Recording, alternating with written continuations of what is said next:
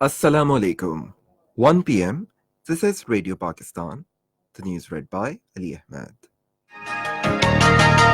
First, the headlines. Meeting of the Federal Cabinet is underway with Prime Minister in the chair to discuss overall economic and political situation of the country. Special Assistant to Prime Minister on Information says government is ready to resolve all issues with the JUIF through dialogue. Pakistan and Malaysia have agreed to bolster cooperation in diverse sectors including halal food, science and technology, and agriculture. Foreign Office has expressed disappointment over U.S. Department of State's country's report on terrorism 2018, undermining its counter-terrorism efforts. In the second T20 of three-match series against Australia in Canberra, Pakistan, after winning the toss, elected to bat first a short while ago. And now the news in detail. Meeting of the Federal Cabinet is underway in Islamabad with Prime Minister Imran Khan in the chair. It is discussing overall economic and political situation of the country, with particular reference to the protest march of JUIF. The meeting is also expected to approve the restructuring of Capital Development Authority. Vice Chairman of Chinese National Development and Reforms Commission, Nang Jie, called on Prime Minister Imran Khan in Islamabad today.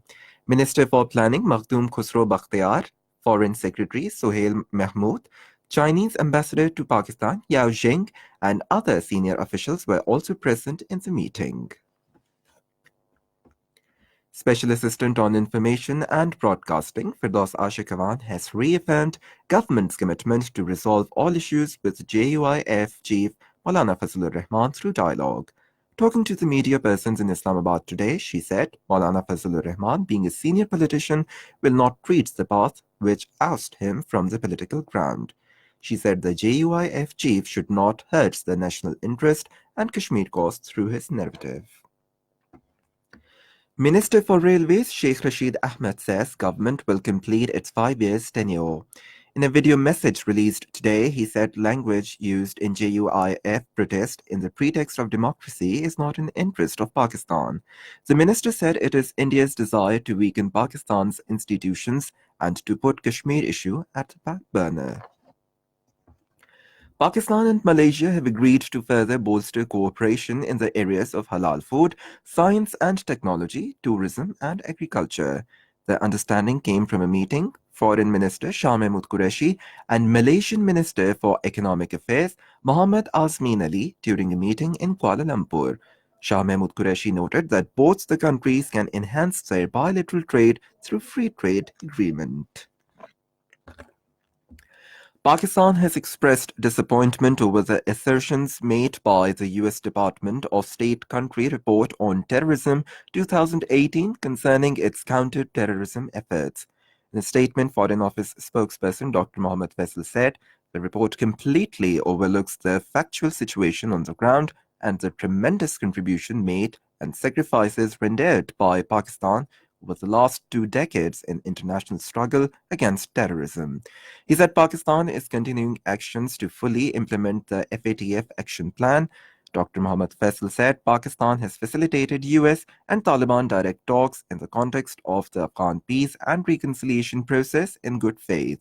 He said any insinuation to the contrary is unwarranted and is inconsistent with the positive trajectory of the bilateral relations. Around 1,500 Sikh Yatris arrived in Lahore today via Wagah border to participate in 550th birth anniversary ceremonies of their spiritual leader Baba Guru Nanak Dev Ji.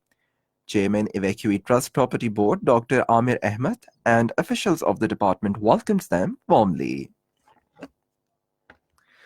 The Malaysian Consultative Council of Islamic Organizations has strongly protested against the political maps issued by India, which are incompatible with the UN maps.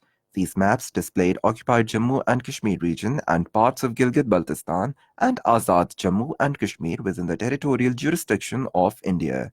Malaysian Consultative Council of Islamic Organizations President Mohammed Azmi Abdul Hamid, in a statement in Kuala Lumpur, said India's move as provocative and will escalate the tension between Kashmiris and Indian authorities after unilaterally partitioning the territory.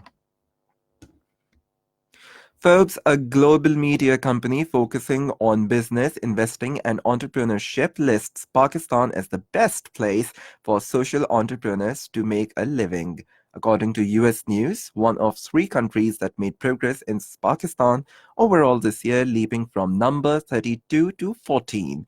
Pakistan scored exceptionally high for women in leadership positions and ease of accessing investment. In the second match of T20 of three-match series against Australia in Canberra, Pakistan has won the toss and elected to bat first. The match will start at 1:10 Pakistan Standard Time.